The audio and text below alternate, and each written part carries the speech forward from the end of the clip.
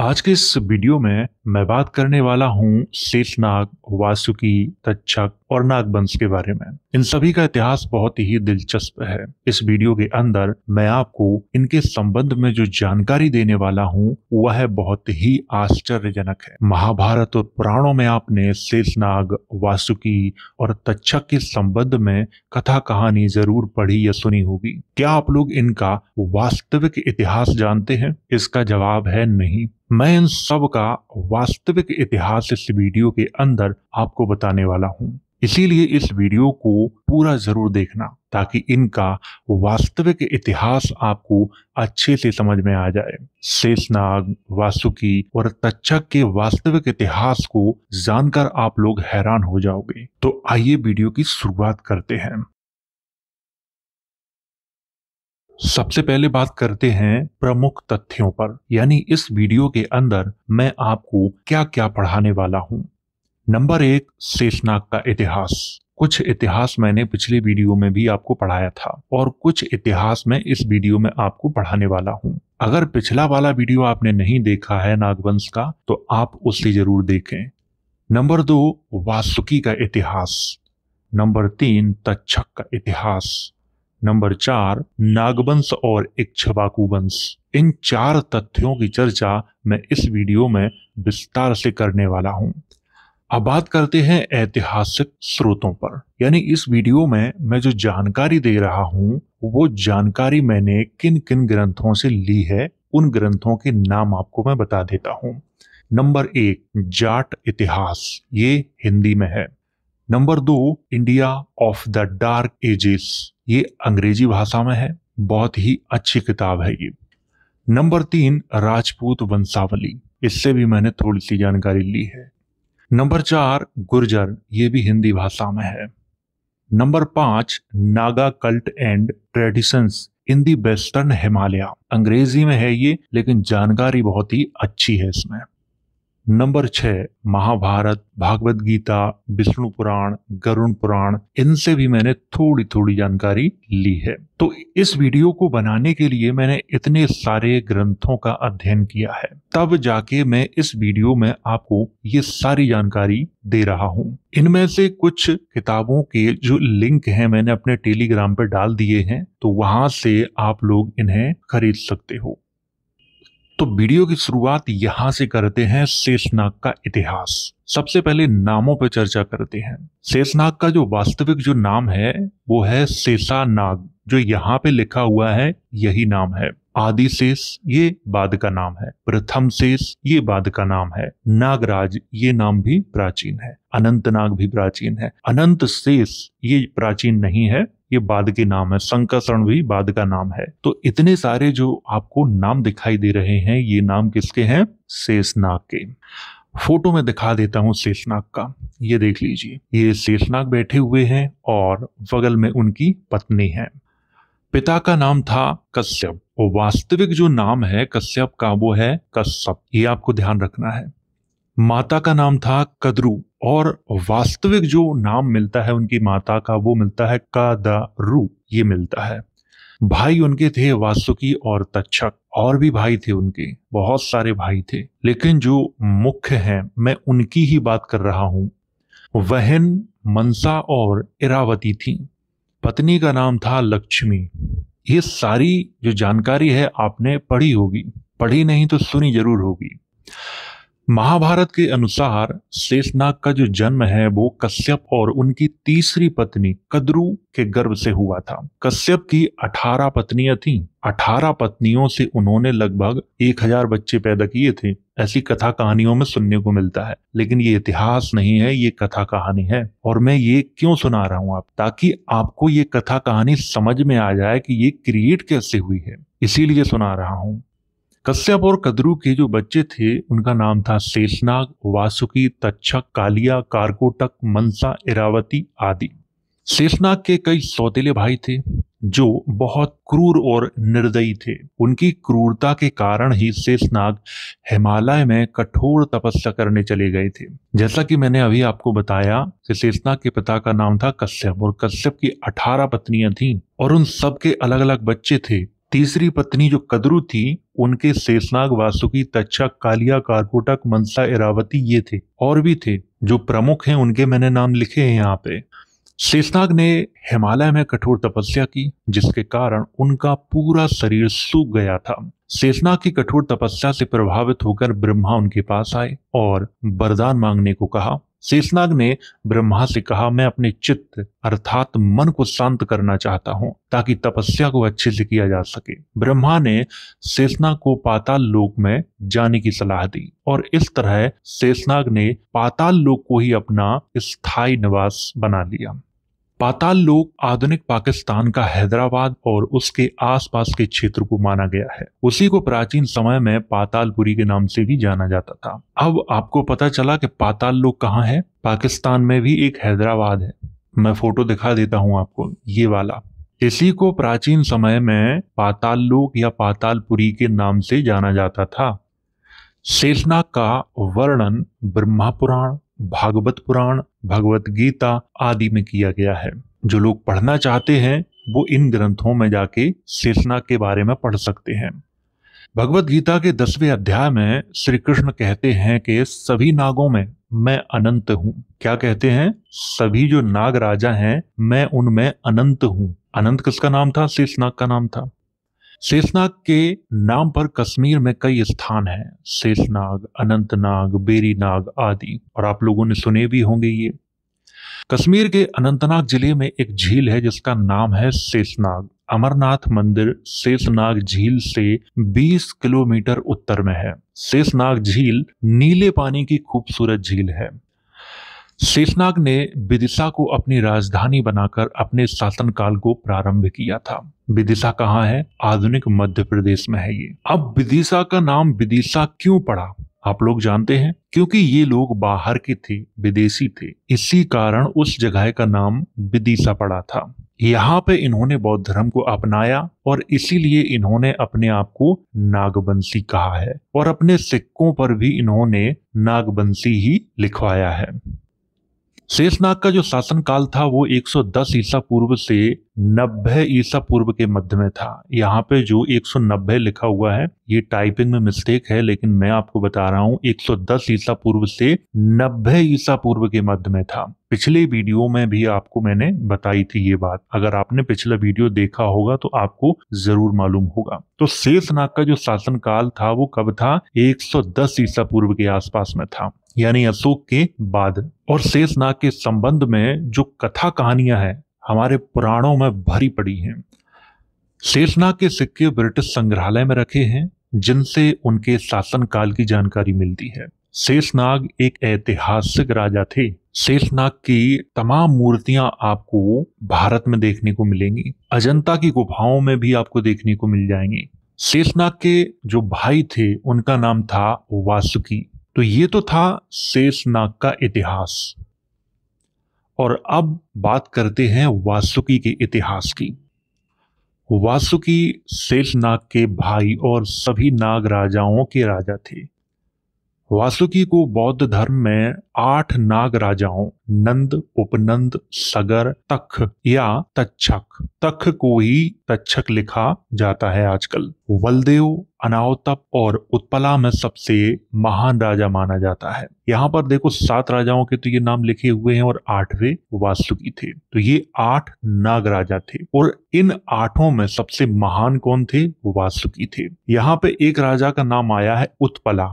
उत्पला के नाम पर ही कश्मीर में एक वंश चला था, उत्पल वंश, जिसके इतिहास को मैं फिर कभी पढ़ाऊंगा। वासुकी के समय में ही चंबा, जो कि हिमाचल प्रदेश में है, में इंदु नाग का राज्य था, जिसकी पहचान महाभारत के नहुस से की जाती है। नहुस राजा ययाति के पिता थे। ययाति की 2 पत्नियां थीं, एक का नाम था देवयानी और दूसरी का नाम था शर्मिष्ठा। देवयानी असुरों के पुरोहित शुक्राचार्य की पुत्री थी। अब यहाँ पे ध्यान रखना, असुरों के पुरोहित शुक्राचार्य। उस समय पुरोहित भी 2 प्रकार के थे, एक देवों के पुरोहित थे और असुरों के पुरोहित थे। बमण और ब्राह्मण का जो अर्थ है, अगर आप उसको समझेंगे तो ये चीज आपको बेहतर तरीके से समझ में आएगी। तो आप लोग इतनी बात समझ गए होंगे। नहुस का वास्तविक नाम इंदुनाग था और उसके राज्य चंबा में हिरमा देवी का मंदिर था, जो चंबा के राजा की कुल देवी थी। देवी जो हिरमा थी, आजकल उसको हम लोग क्या कहते हैं, हिडिंबा। ये बिगड़ा हुआ नाम है। देवी हिरमा ये सही नाम है। समुद्र मंथन की घटना में वासुकी ने रस्सी का काम किया था। आपने समुद्र मंथन की घटना के बारे में कथा कहानियों में जरूर सुना होगा। समुद्र मंथन की घटना आधुनिक बिहार के बांका जिले के बौसी गांव से 5 मील की दूरी पर स्थित मंदराचल पर्वत पर हुई थी। मंदराचल या मंदार पर्वत आज भी लोगों की आस्था का प्रतीक बना हुआ है। ये है वो पर्वत। समुद्र मंथन की घटना बहुत ही प्रसिद्ध है। ये बौद्ध धर्म और हिंदू धर्म में खूब इसकी चर्चा की जाती है। यहाँ पे आप लोगों को मैं बता देता हूं, मैं बौद्ध धर्म किसको कह रहा हूं, मैं महायान शाखा को कह रहा हूं। बुद्ध का जो धम्म है वो बिल्कुल इसके विपरीत है। महायान वालों ने इतनी कथा कहानियां घुसेड़ रखी हैं जिनको पढ़ के कोई भी व्यक्ति बौद्ध धम्म के मूल इतिहास तक नहीं पहुंच सकता। वासुकी के समय का गुजरात का काठियावाड़ क्षेत्र नाग राजाओं का सबसे महान केंद्र था। काठियावाड़ क्षेत्र को भीमासुर का क्षेत्र भी कहा जाता था, परंतु नागों ने भीमासुर को पराजित करके उस पर अपना अधिकार जमा लिया था। यहाँ पे नाग किसको कहा गया है, वासुकी को। तो ये तो था वासुकी का इतिहास। अब बात करते हैं तक्षक के इतिहास पर। राजा तक्षक के भाई शेषनाग और वासुकी थे। राजा तक्षक की जो राजधानी थी वो तक्षशिला में थी, जो बौद्ध धर्म का प्रसिद्ध केंद्र था और आज भी वो बौद्ध धर्म का प्रसिद्ध केंद्र है। राजा तक्षक की दूसरी राजधानी सियालकोट के पास असुरार में थी। तक्षक का उल्लेख महाभारत में पांडवों के विरोधी राजा के रूप में किया गया है। अगर आपने महाभारत पढ़ी होगी तो आपको जरूर मालूम होगा, और तक्षक का नाम भी आपने सुना होगा। स्कंद पुराण में राजा तक्षक को महानाग के नाम से संबोधित किया गया है। महाभारत में जो युद्ध का वर्णन है वह पांडवों और तक्षकों के बीच का वर्णन माना जाता है। तक्षक का जो पुत्र है वो अश्वसेन को माना जाता है, जिसकी मां को अर्जुन ने मार डाला था। तिब्बती ग्रंथों में राजा तक्षक को बहुत ही खतरनाक नाग राजा बताया गया है। राजा तक्षक को देवताओं के राजा इंद्र का मित्र भी बताया गया है। श्रीमद् भागवत के अनुसार राजा तक्षक इक्ष्वाकु वंश का राजा था। राजा तक्षक पिशाच, राक्षस, दैत्य, असुर और दानवों के साथ रहता था। अब ये पिशाच, राक्षस, दैत्य, असुर और दानव कौन थे? ये कोई और नहीं थे, शाक्य, कूली, मल्ल, लिच्छवी, विधे, ये लोग थे। इन्हीं को इन्होंने पिशाच, राक्षस, दैत्य, असुर, दानव कहा है। वेदों से लेकर पुराणों तक में इनकी चर्चा की गई है।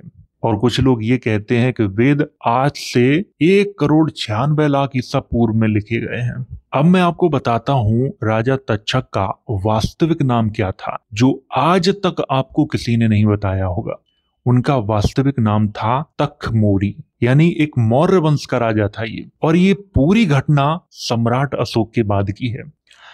शेषनाग, वासुकी और तक्षक समकालीन थे। शेषनाग का जो शासन काल है वो 110 ईसा पूर्व से 90 ईसा पूर्व के मध्य में था, और इनकी जो राजधानी थी वो विदिशा में थी। और ये सारी जो कहानी आपको सुनने को मिली अब तक की, ये कहानी 110 ईसा पूर्व के आसपास की ही है, उससे पहले की नहीं है। इसीलिए मैंने अपने कई वीडियो में ये कहा है कि कोई भी व्यक्ति संस्कृत को सम्राट अशोक से पहले साबित नहीं कर सकता, क्योंकि तब संस्कृत थी ही नहीं। संस्कृत तो तब आके बनी है जब हमारे यहाँ यवन, पहलूब, शक, कुषाण ये लोग आए, तब बनी है। इनके साथ इनकी भाषाएं भी हमारे देश में आई। तब पाली प्राकृत को ही इन्होंने संस्कारित किया है, तब जाके संस्कृत बनी है। तो ये तो थी जानकारी शेषनाग, वासुकी और तक्षक के बारे में। अब मैं आपको कुछ और महत्वपूर्ण जानकारी देने वाला हूं।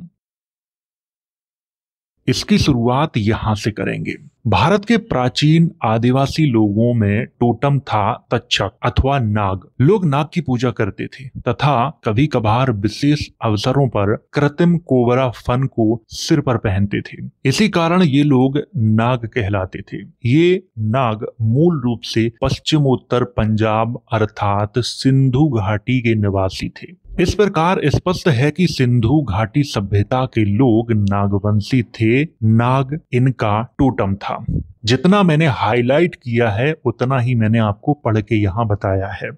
इसी कारण सांख्य धर्म एक आसुरी धर्म है। ये असुर लोग मलेच्छ हैं जिनका वर्णन प्राचीन संस्कृत साहित्य में आया है। उनके अनुसार वे आर्यों से पूर्व भारत के मूल निवासी थे और ये लोग बुद्ध तथा जैन धर्म तथा सांख्य दर्शन के जन्मदाता थे। महाभारत आदि पर्व में बौद्ध तथा जैन को प्राचीन असुरों का उत्तराधिकारी बताया है। कपिल के सांख्य को अवैदिक बतलाया गया है जो वैदिक धर्म के विरुद्ध था। इससे स्पष्ट होता है कि बौद्ध तथा जैन धर्म अवैदिक धर्म है। यहाँ पर बहुत ही अच्छी जानकारी है, इसको आप लोग बहुत अच्छे से ध्यान रखें। सांख्य दर्शन के बारे में आप लोगों ने जरूर सुना होगा। आजकल कुछ लोग कहते हैं कि ये मेरा दर्शन है, उनका तो वो दर्शन है ही नहीं। मैंने इस पे वीडियो भी बनाया है, बहुत ही अच्छा। सांख्य दर्शन के बारे में मैंने थोड़ी सी जानकारी है वो बहुत पहले हासिल की थी और उससे ही मुझे ये पता चला था कि सांख्य दर्शन इनका दर्शन नहीं है बल्कि स्वतंत्र दर्शन था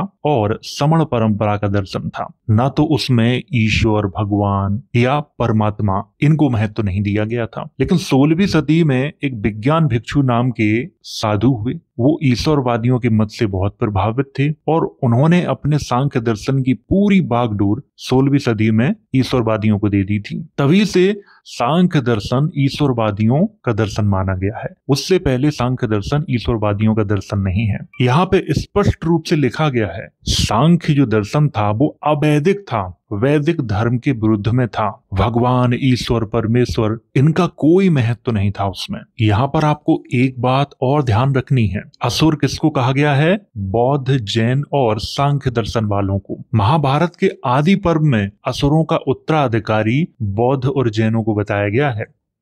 दीघ निकाय के महापरिनिर्वाण सूत्र से पता चलता है कि रामग्राम के निवासियों यानी कोलियों का संबंध नाग जाति से था। इनका टोटम नाग था। वे शाक्यों की एक शाखा के थे तथा भगवान बुद्ध के नाना भी थे। इसी प्रकार विदेह जो बाद में लिच्छवियों में घुल मिल गए थे, सूर्यवंशी थे जो इक्ष्वाकु कुल के थे। उसी कुल में भगवान बुद्ध भी थे। शिशुनाग वंश भी इक्ष्वाकु वंशी था। इस प्रकार विदेह, इक्ष्वाकु व शाक्य सभी नागवंशी थे। जो नागवंश है वही इक्ष्वाकु वंश है, वही इक्ष्वाकु वंश है वही नागवंश है। इक्ष्वाकु और नागवंश अलग अलग नहीं है। इक्ष्वाकुओं को ही नागवंशी कहा जाता है और नागवंशियों को ही इक्ष्वाकु कहा जाता है। तो ये बात आपको समझ में आ गई होगी। मौर्य अनार्य ब्रात्य क्षत्रिय थे। यहाँ पर ब्रात्य का मतलब मैं आपको बता देता हूँ ताकि आपको अच्छे से समझ में आ जाए। ब्रात्य क्षत्रिय उनको कहा गया है जो बौद्ध और जैन धर्म को मानते थे। इन्हें नीच कुल का भी कहा गया है, ये आपको ध्यान रखना है बहुत अच्छे से। वे शाक्यों के शाखा के थे, अतः सूर्यवंशी थे, इक्ष्वाकु वंशी थे। कौन थे? मौर्य। दक्षिण के संगम साहित्य जो प्राचीनतम द्रवण साहित्य है में उनको विद्याधर नाग कहा गया है। जेम्स टॉड ने भी मौर्यों को तक्षक नागों का संतान बताया है। हालांकि यहाँ पे उल्टा लिखा है, तक्षक नाग जो था वो मौर्यों की संतान था। राजपूताना के प्राचीन साहित्य व शिलालेखों से पता चलता है मौर्य पातालपुरी तक्षक मौर्यों की संतान थे। जो पातालपुरी के मौर्य थे वो तक्षक के संतान थे। वो तक्षक एक मौर्य राजा था, यानी एक मौर्य राजा था। ये नाग थे और इनसे ही परमार राजपूतों की उत्पत्ति हुई है। यही मैंने पिछली वीडियो में आपको बताया था। इन मौर्यों से ही परमार जो राजपूत हैं उनकी उत्पत्ति हुई है। परमारों के संबंध में एक झूठी कथा सुनाई जाती है कि ये अग्निवंशीय हैं। वो इसलिए सुनाई जाती है कि इनका धर्मांतरण हुआ था आबू पर्वत पे। पहले ये बौद्ध थे, इनका धर्मांतरण किया गया, तब जाके ये वैदिक बने। पिछले वाले वीडियो में मैंने चर्चा की है, पिछला वीडियो आप लोग देख लीजिए, उसमें मैंने बहुत अच्छे से इसके बारे में बताया है। महावस्तु पृष्ठ संख्या 247। इसी रचना के अन्य वर्णन में कहा गया है कि बुद्ध आदित्य गोत्र के क्षत्रिय हैं तथा इक्ष्वाकु कुल के हैं, यानी वे इक्ष्वाकु कुल में पैदा हुए जो अपना उत्तराधिकार सूर्य से बतलाते हैं। कौन? बुद्ध। ललित विस्तर पृष्ठ संख्या 112 में लिखा है बुद्ध इक्ष्वाकु परिवार में उत्पन्न हुए थे। इसीलिए मैं कह रहा हूँ कि जो नागवंशी हैं वही इक्ष्वाकु इक्ष्वाकु हैं, और जो इक्ष्वाकु हैं वही नागवंशी हैं। और नागवंशी आजकल कौन है? अनुसूचित जाति, जनजाति और ओबीसी के लोग। मूल जो इक्ष्वाकु हैं वो वही हैं, और उन्हीं मौर्यों के कुछ वंशज हैं राजपूत, जो आज अपने आप को इक्ष्वाकु और सूर्यवंशी कहते हैं।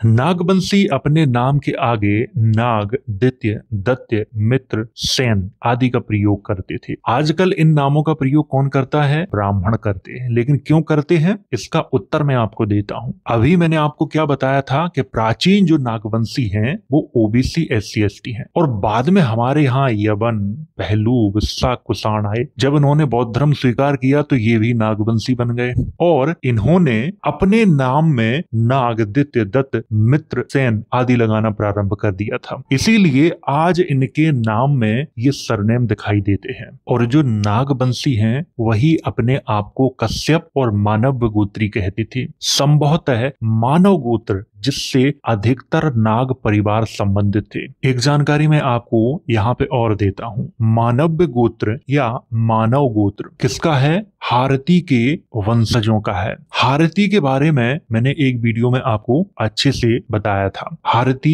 बौद्ध धर्म की एक देवी थी, उसी के वंशज अपने आप को मानव या मानव गोत्री कहते हैं। भारत में निवास करने के बाद ये दो भागों में बट गए थे, एक तो पूर्वी मानवाह है और एक पश्चिमी मानवाह में। इस प्रकार चेर, सेर, चौल, कदम्ब, पल्लव, रठ, चालुक्य, राष्ट्रकूट राज परिवार भी नागवंशी हैं, और ये मानव गोत्री हैं। इसीलिए कदम्ब अपने आप को मानव गोत्री कहते हैं, पल्लव कहते हैं, चालुक्य कहते हैं, राष्ट्रकूट कहते हैं, चेर, सेर, चौल ये सब अपने आप को मानव गोत्री कहते हैं। यानी इनकी जो कुल देवी है वो कौन है? हारती है, जो बुद्ध के समय में थी, जिसे बुद्ध ने जगदम्बा की उपाधि दी थी। लेकिन आज ये सारे जो वंश दिखाई देते हैं, प्रारंभ में ये सारे जो वंश थे वो बौद्ध धर्म को ही मानते थे।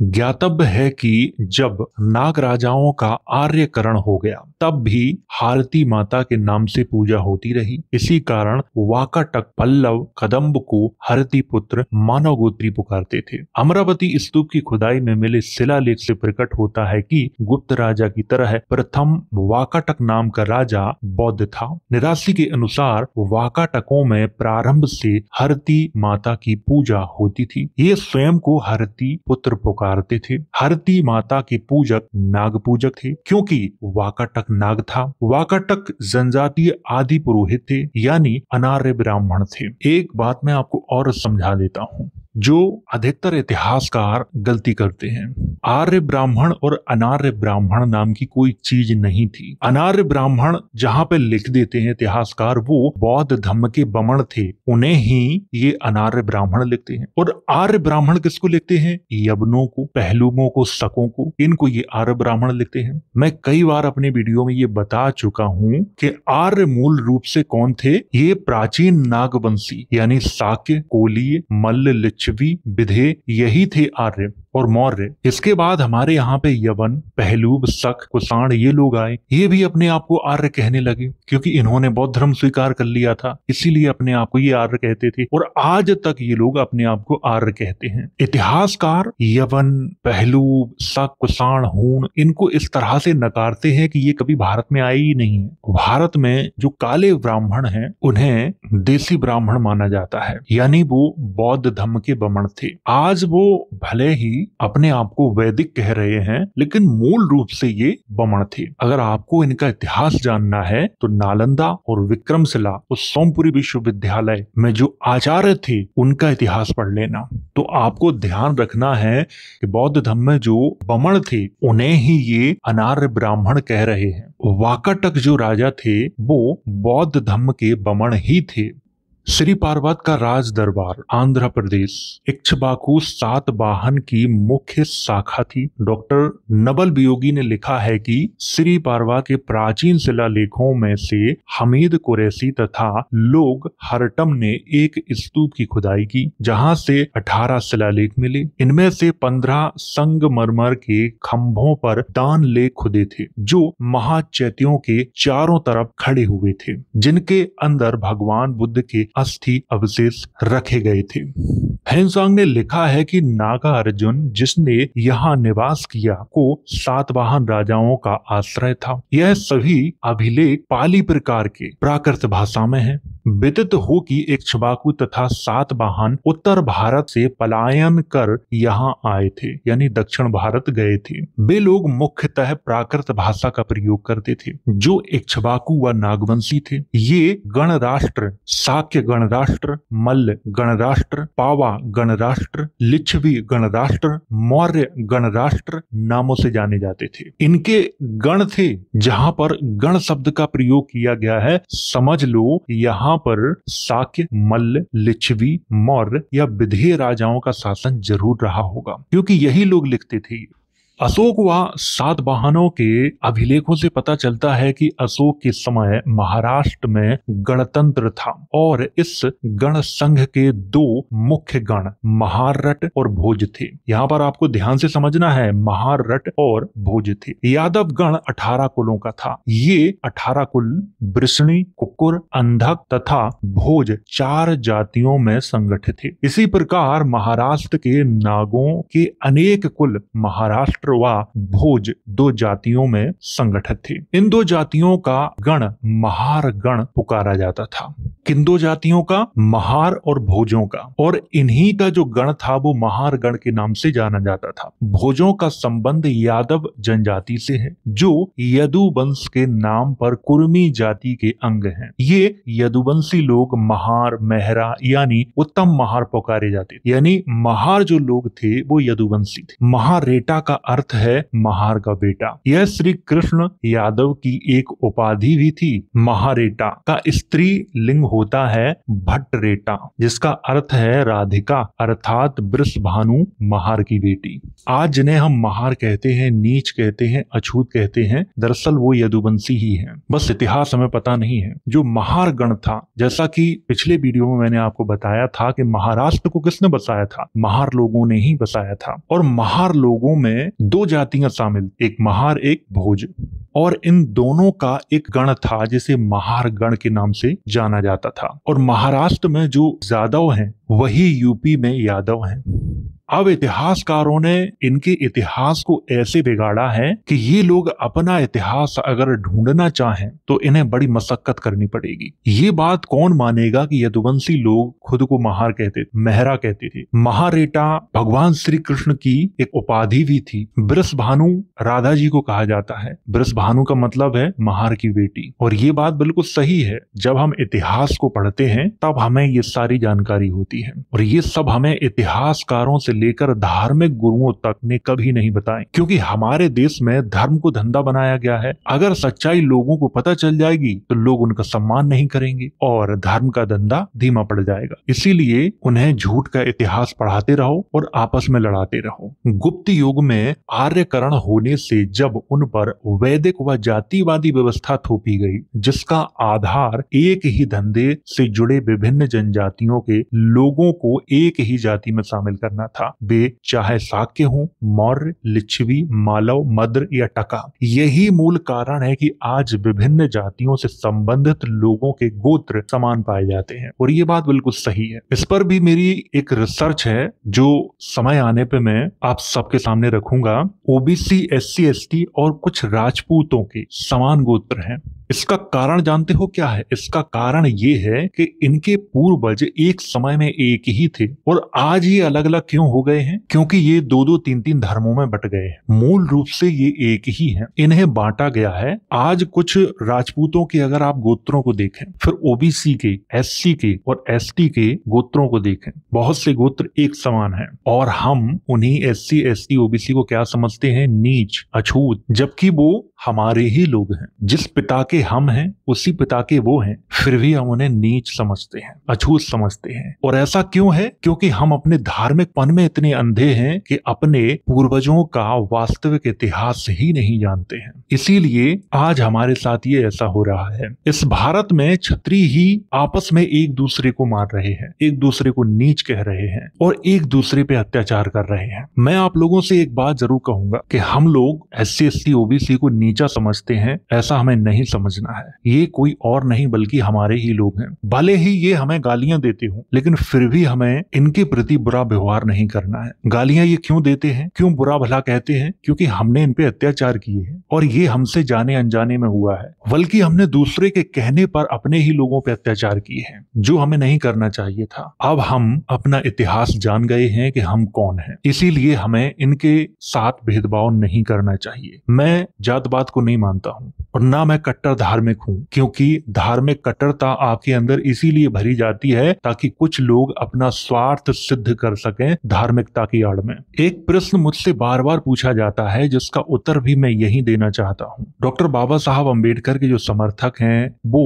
देवी देवताओं को गालियां क्यों देते हैं, इस पर आप क्या कहोगे, ऐसा मुझसे पूछा जाता है। इस पर मैं एक ही बात कहूंगा, जो लोग डॉक्टर बाबा साहब अम्बेडकर को मानते हैं वो कोई और नहीं, अपने ही लोग हैं। और वो आज अगर देवी देवताओं को गालियां देते हैं तो इसका कारण हम ही हैं। हमने दूसरे के कहने पर जाने अनजाने में अपने ही लोगों पे अत्याचार किए और आज उनके दिलो दिमाग में हमारे और देवी देवताओं के प्रति भी नफरत भर गई है, इसीलिए वो गालियां देते हैं, इसीलिए वो बुरा भला कहते हैं। इसमें उनकी गलती नहीं है बल्कि हमारी ही गलती है। मैं आपसे पूछ रहा हूं कि अगर वो लोग किसी देवी देवता को गालियां दे रहे हैं तो देने दो, क्योंकि वो जिसको गालियां दे रहे हैं वो उन्हीं के पूर्वज हैं, हमारे भी पूर्वज हैं, उनके भी पूर्वज वही हैं, उनके पूर्वज कोई अलग नहीं है। ये लोग भी नागवंशी ही हैं, कोई और नहीं है। इसीलिए मैं सभी धर्मों का सम्मान करता हूँ, सभी महापुरुषों का सम्मान करता, सभी देवी देवताओं का सम्मान करता हूँ। मैं किसी को ऊंचा नीचा नहीं समझता। मैं अपना इतिहास जान गया हूँ, इसीलिए इनके साथ में खड़ा रहता हूँ और कुछ लोगों को इसी से बड़ी तकलीफ होती है। तो ये तो था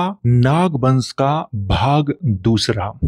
और इस वीडियो में जितनी जानकारी नागवंश के बारे में हो सकती थी उतनी जानकारी मैंने आपको दी। और शाक्य, कोलीय, मौर्य, विदेह, लिच्छवी, मल्ल ये सब नागवंशी ही थे और जो नागवंशी हैं वही इक्ष्वाकु हैं और जो इक्ष्वाकु हैं वही नागवंशी हैं। नागवंशियों के बारे में जितनी गहराई से मैंने आपको जानकारी दी उतनी गहराई से आपको पूरे यूट्यूब पे छोड़ो पूरे गूगल पे नहीं मिलेगी। इसके लिए मेरी टीम ने बहुत मेहनत, बहुत ग्रंथों को पढ़ा, इसके बाद ये जानकारी मैंने आप सबके सामने रखी। तो उम्मीद है आप लोग नागवंश के बारे में अच्छे से समझ गए होंगे। अगर आपका कोई प्रश्न है तो आप कमेंट के माध्यम से पूछ सकते हैं, मैं वीडियो के माध्यम से उत्तर देने का प्रयास अवश्य करूंगा। तो वीडियो अगर अच्छा लगा हो तो इसे लाइक करें, शेयर करें। वीडियो देखने के लिए धन्यवाद।